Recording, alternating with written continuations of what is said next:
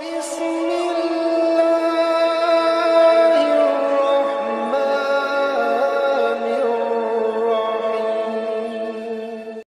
saya sampaikan, sanad ini harus muttasil.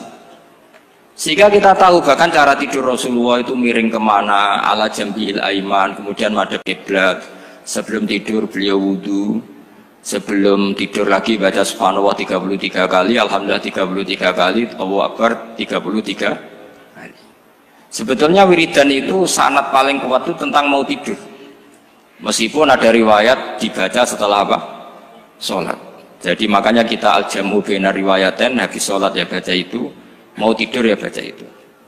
Nah, sebetulnya habis sholat sama mau tidur tuh ngeri mau tidur. Karena ini kan pemanasan mati, pelatihan mati. Karena satu kondisi yang ada sudah tidak bisa ikhtiar. Tapi kayak apa Rasulullah? Justru kita kondisi yang nggak bisa ikhtiar itu pesannya Nabi apa? Kamu baca ini, in mutta kata Nabi, ada yang baca in mitta. Kalau mau berpikir potensi paling ngeri, bahaya paling ngeri adalah orang mau tidur, karena di situ kita tidak bisa apa-apa. Cara musuhmu mangkel beku ya karek nyembelih, cara bojomu mangkel beku ya karek ngobong, kok ini TV ini. Anda usah merasa tidak akan mengalami itu, ya insya Allah enggak itu. Tapi dengan melihat di TV semua potensi itu ada. Untuk kowe turun yang kendaraan tangis-tangisnya akhirat. Gusti kalau mau akhirat mau kecelakaan. Nah, justru mau tidur itu Nabi itu unik, kelihatan bahwa ada nubuah, ada kenabian yang luar biasa. Kalau mau tidur ada nubuah, ada kenabian yang luar biasa. Kalau mau tidur itu ada wiridannya. Saya termasuk orang yang fanatik baca wiridan sebelum tidur. Jadi jangan kira kalau Selasa sholat jarang wiridan, tidak punya wiridan di tempat lain, itu sangat suudzon yang menyakiti. Saya punya cara sendiri untuk ingat Allah itu, terutama mau tidur. Sampai istri saya itu protes, Gus nak bersolat tahu mau nyekel tasbih habis tidur. Saya itu punya tasbih lupa jumlahnya, semuanya di kamar tidur. Ini sekaligus ijazah entah pamer kebaikan tidak tahu saya, pokoknya sudahlah husnudzon saja. Suudzonu iblis. Karena mau tidur saya pikir kalau tahu-tahu saya bangun terus ketemu mungkar nakir terus kayak apa. Sehingga Rasulullah itu ngajari kita luar biasa. Bismika wa du'tu jambi wa bismika arfa'u. Kalau mau tidur doa apa populernya apa? Bismika Allahumma ahya bismika amun. Hafalnya gitu tok. Saya hafal banyak. Allahumma rabbas samawati sab'i wa rabbal arsyil azim rabbuna wa rabbu kulli syai' falikal habbi wan nawa. Allahumma antal awalu falaysa qablaka syai' wa antal akhiru falaysa ba'daka syai' wa antal dhahiru falaysa fawqaka syai' wa antal batinu falaysa dunaka. Saya tak baca sampai tidur. Saking kadang takutnya sama Allah, akhirnya nggak bisa tidur. Kadang sampai setengah 4 apa terus tidur baru setengah jam terus subuh. Jadi kalau melihat tren itu kayaknya saya bakat wali itu kalau trennya seperti itu terus. Tapi sayangnya tren seperti itu jarang warsid. Makanya terus tidak jadi wali-wali gitu. Tapi saya ingatkan ke jenengan, sanad-sanad seperti ini tuh yang mungkin Anda lupa. Anda hanya ingat sanad misalnya ya Mu'ad inni uhibbuka faqul dubura kulli sholatin atau fala tad'anna dubura kulli sholatin Allahumma inni ala dzikrika wa syukrika. Kamu lupa bahwa saat paling krusial dalam hidup Anda itu tidur. Sehingga disebut wa min ayatihi manamukum billaili wan. Itu dari segi krusial gawat darurat, setiap saat Anda bisa mati. Belum urgensinya tidur untuk melawan maksiat. Itu kalau kamu hidup di kota Demak atau kota Semarang, bener kepikiran niklap atau wong ayu-ayu seneng terminal ning ngene dalan-dalan, itu satu-satunya cara itu hanya tidur. Kowe nak melek tetap jelalatan tak jamin. Masuk ning ngarep masjid Demak nggo tasbih gede-gede. Pangeran bedelok wong liwat tuh eling. Barokahnya usul fikih adalah kita belajar dulu. Saya pernah musyawarah sama Gus Yofur tentang usul fikih. Usul fikih itu ada makalah mubah itu tidak ada. Sebagian ulama berpendapat mubah itu tidak ada. Karena setiap mubah saat itu Anda pasti meninggalkan keharaman. Itsma min mubahin illa wa yatahaqqaqu bihi tarku haramimma. Tidak ada kemubahan kecuali saat itu kamu meninggalkan keharaman. Anda tidur, berarti Anda taroktal maksiat. Anda tidur berarti Anda meninggalkan maksiat. Enggak nyolong, enggak dugem, enggak zina, enggak maling, enggak ngerasani orang. Jadi tidur anggap saja ya Rob, ya Allah saya mau tidur. Tidur itu ibaratun antar kilmaasi. Jadi malaikat roket pate kandani iki ras sekedar turu. Ya kowe kudu ngerti iki ape ninggal maksiat. Hitung mulai saiki. Bismika Allahumma ya bismika Namun ayo roke patit hitung, anggap ini kiat meninggalkan maksiat. Terus turun 6 jam, berarti tidak maksiat 6 jam. Meskipun akhirnya maksiat karena bangun jam 7. Artinya maksiat rasubuh gitu. Tapi betapa krusialnya ulama. Ulama lah yang mengajarkan kita tidur itu rohatan lil abdan, untuk istirahat. Kita pulih lagi, bisa kerja lagi. Pak Bupati bisa ngantor lagi, Pak Kapolsek, Kapolres bisa ngantor lagi. Semuanya aktivitas tentara bisa ngantor lagi. Memulihkan kekuatan itu ibadah. Meninggalkan maksiat karena tidur juga ibadah. Tidur saja ibadah. Ini barokatnya umatnya Rasulullah Shallallahu Alaihi Wasallam. Senyaman itu. Coba kalau kamu jadi umatnya Nabi lain, wah itu beratnya bukan main. Dan itu sesuatu yang dimintakan Allah, dimintakan Rasulullah kepada Allah, yaitu Rabbana wa la tuhammilna ma la taqata lana bih. Termasuk la tahmil alaina isron kama hamaltahu 'alal ladzina min qablina. Jangan bebankan ke umat kami sesuatu yang seperti engkau bebankan pada umat dulu. Umat dulu itu kalau mau tobat, kayak umatnya Nabi Musa pernah nyembah anak sapi, itu yang pernah nyembah tobatnya dibunuh. Liyaqtulal bari'u minkum al mujrima, yang terbebas dari menyembah anak sapi disuruh bunuh yang pernah menyembah anak sapi. Fatubu ila bari'ikum faqtulu anfusakum. Mau beratnya kayak apa? Kalau orang sekarang tobat cukup soal Pak Rosid salami tempel 100.000, dipandu caranya tobat diwari istighfar. Nomor itu penting, nomor loro seneng kiai, seneng aku maksudnya, maksud kalimatnya jelas. Itu sudah. Pokoknya jelas gak usah dibunuh, gak usah apa? Gak usah apa? Dibunuh. Sehingga tidurnya umatnya Rasulullah itu luar biasa, terutama tidurnya orang puasa. Tidurnya tasbih, tidurnya ulama juga tasbih. Karena dengan tidur itu kita tahu alamat kematian. Di mana kita masih di dunia saja punya kondisi di mana kita tidak bisa menentukan diri kita sendiri. Dan itu awal dari kita mengimani la haula wala quwata illa billah. Segagai koyok ngono ternyata ada kondisi di mana kita tidak bisa mengendalikan diri kita sendiri. Makanya disebut wa min ayatihi manamukum billaili wan nahar. Yang bisa menganalisis itu siapa? Ya ulama. Ulama kok tahu karena punya sanad musalsal ila Rasulillah sallallahu alaihi wasallam. Sehingga uniknya kenapa tidur itu sakral? Coba semua nabi di antara wahyunya itu lewat apa? Semua nabi di antara wahyunya lewat apa? Tidur, lewat mimpi. Inni ara fil manami anni atfahuka fanzur madza tar. Maka mimpi ini harus dikelola secara baik, yaitu kalau kamu mau tidur, wudu dulu, baca tasbih, terus tinggalkan semua dunia, anggap saja ini pemanasan kematian. Itu insya Allah mimpinya sip pokoknya. Paling dikejar-kejar dajjal, dajjalnya kecemplung kali, insya Allah. Tapi kalau kamu tidur gak wudu, raiso turu terus raiso turu mangan seku. Raiso turu terus raiso turu mangan sik ben warak ben iso turu. Insyaallah dikejar dajjal kecekel. Akhirnya ngelindur tak karu-karuan karena tadi. Nah, sanad seperti itu yang punya siapa? Hanya ulama. Ada lagi satu contoh, ini sudah hampir 20 menit, Pak.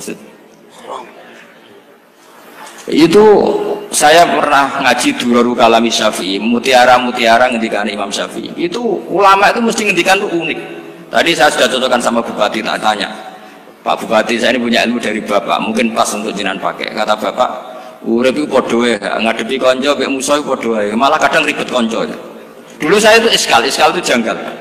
Tapi setelah ngaji Durarul Kalami Syafi'i yang ada di Muqaddimah kitab Majmu', Muqaddimah Syarhul Muhadzab Imam Nawawi, Imam Syafi'i ngendikan gini, man ahsana ilaika faqad qayyadaka. Wong ngapiki kowe nyancang kowe. Pak Rosid itu apian bae kok. Ning sarang sowan mampir, gayane apian, jebule nyancang. Awas nek teko ning Demak. Itu faqat qayyadaka, nyancang kowe. Tapi waman asaa ilaika faqat atlaqaka. Wong sing eleki kowe iku penak bebasno kowe. Kowe tau diutangi wong kancamu ta musuhmu? Sing biasa utang kowe lho. Kanca. Kowe numpak mobil ketemu musuh enak ra usah nawani, nek ketemu kanca monggo bareng. Sing ngel-ngelo kowe kanca atau musuh. Artinya gini, kanca ya barokah, nggo perjuangan, musuh ya barokah mergo ora tau utang. Jadi segampang itu ulama melihat kehidupan itu, man ahsana ilaika faqad qayyadaka wa man asaa ilaika faqad atlaqaka. Jadi akhirnya kita hidup itu berkah terus. Di konco ya enak kata Solo, di konco Gus Yofur, nak kalau buatan sakit fikih musyawarah, ora iso tasawuf musyawarah. Di konco Pak Rosid, konco rai sederhana. Pokoknya duit. Tadi kurang contoh. Kalau rai Arab kan nggak sederhana, Pak. Wajahnya mewah terus. Ekonominya juga sederhana. Saya sama Rosid sama-sama gak kaya. Jadi ada nyotokan kan Gus Yofur sama Gus Baknya ngebis. Memang saya sering sama Gus Yofur ngebis sampai sekarang masih sering. Bukan karena miskin yang jelas itu pilihan itu. Jadi ulama itu segampang itu melihat kehidupan. Saya termasuk kiai muda yang nggak takut mati, bukan karena yakin di surga gitu, karena saya sering baca berdoa.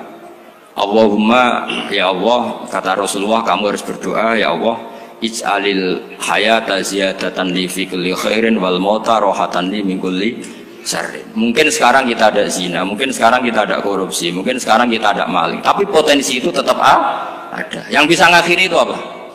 Kematian.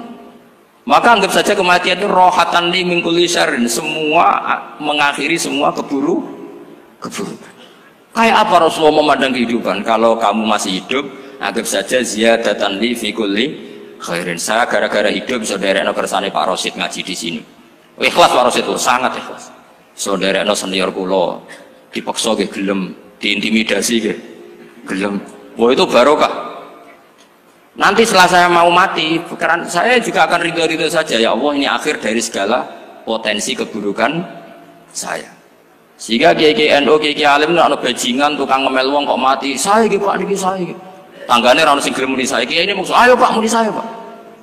Mboten saya ini tempuh. Lan saya pun mati pun mboten saged nakal nih. Ya jenenge rohatan li min kulli syarrin. Kalau mayit ya rohatan lahu min kulli syarrin. Kayak apa sanad kita ke Rasulullah, kabeh itu dimana jadi ibadah. Al hayat ziyadah fi kulli khairin, al maut rohatan min kulli syarrin. Kenal Pak Rosid ya ibadah, apalagi kenal Gus Yofur ibadah, kenal bupati ibadah, konco perjuangan. Kok kenal preman ya ibadah, konco latihan dakwah, anggapnya latihan ngolah rehab. Kenal polisi ibadah, jaga stabilitas nasional, kenal ABRI ibadah, jaga NKRI. Kenal orang nakal ibadah, dianggap pembina. Semua itu ibadah. Kayak apa ajaran agama ini? Semuanya baik-baik saja, tergantung niat. Tapi sanad ini siapa yang punya? Hanya ulama. Nah ulama itu siapa? Ya orang yang kamu ketemu. Dalam konteks ini Mbah Mun ngajari kita macam-macam. Mbah Mun ketemu orang siapa saja hormat. Saya kemarin bikin makalah untuk beliau, termasuk saya cerita dari riwayat Rasul akli ba'dal iman billah at-tawaddud ilan nas wastina'ul ma'ruf ila kulli barrin wa fajirin. Inti iman setelah akal menentukan kita iman kepada Allah, akal setelah mengantarkan logika iman kepada Allah, akal itu kita gunakan at-tawaddud ilan nas supaya kita bersikap simpatik dan melakukan kebaikan kepada siapa saja. Karena barokahnya kita simpatik, nak ngandani wong nggih gampang. Misalnya kita di kiai alim sundul langit sampean mbek tangga modit, ketemu wong perengut, sing ape ngandel iku sapa? Sementara sing preman, ayo ngopi nggonku sik tenang ae. Sing kiai ini orang begawean ngene kopi kowe. Akhirnya sing preman sakhok di pengaruh, sing kiai ini bakhil gak duwe pengaruh. Itu tidak boleh kejadian seperti itu. Makanya ada riwayat wasqinaul ma'ruf ila kulli barrin wa fajirin. Terus kalau suwun sanad-sanad seperti itu tidak boleh hilang. Saya itu kitabnya Bangun Al-Ulama Al-Mujaddid itu setengah hafal, sampai sekarang masih tak baca. Kalau mau tidur tak baca, bahkan di tas saya itu ada terus. Ya karena kalau saya di Jogja kangen Bangun baca itu, ketika beliau masih sugeng, apalagi sekarang. Karena jangan sampai saya ini punya fatwa yang mukhalif terhadap fatwanya Bangun. Ini terutama warning sama santri sarang, nggak boleh. Terakhir itu Bangun punya kecenderungan, punya pikiran kayak Yusuf Qaradawi. Ya potensi wajibnya zakat khodrowat fawakih. Menghentikan gini sama sih ingat ketika ngaji sama Gus Yofur Pak Rosid kalau bangun guyon wong desa iku wis melarat gegere nganti koyo akeh wae bangun nyontokno gegere macul nganti koyo akeh gara-gara sing ditandur pari wajib zakat. Wong Sulawesi nandure kakao cengkeh, zaman iku cengkeh joyo berhubung ora akut gak wajib zakat padahal kaya. Jadi fenomena itu sering diutarakan beliau. Lama-lama beliau ngarang di Al-Ulama Al-Mujaddidun, beliau mengutip pendapat Ibnu Katsir, tentu di era modern kayak Yusuf Qaradawi. Sebenarnya Yusuf Qaradawi sendiri bukan mujtahid, dia yang muqallid juga. Kata Ibnu Katsir, Wa mimma akhrajna lakum minal ard, yang harus dizakati adalah ma itu umum, apa saja yang keluar dari bumi. Maka kecenderungan Mbah Mun akhir-akhir itu mbok ya fawaqih khudrawat itu dizakati. Tapi beliau tentu tidak ilzam ya, karena beliau sangat syafi'i. Tapi ini kan saran yang baik lah menurut saya. Apa susahnya sih jadi wong lomo gitu. Wong jadi wong medhit kok mbok bila-bila. Lah nek kowe takok takdirin ndi Gus, nak khudrawat fawaqih, melon, kakao, tebu wajib zakat. Takdire iku lomo iku apik, medhit iku elek, ngoten mawon.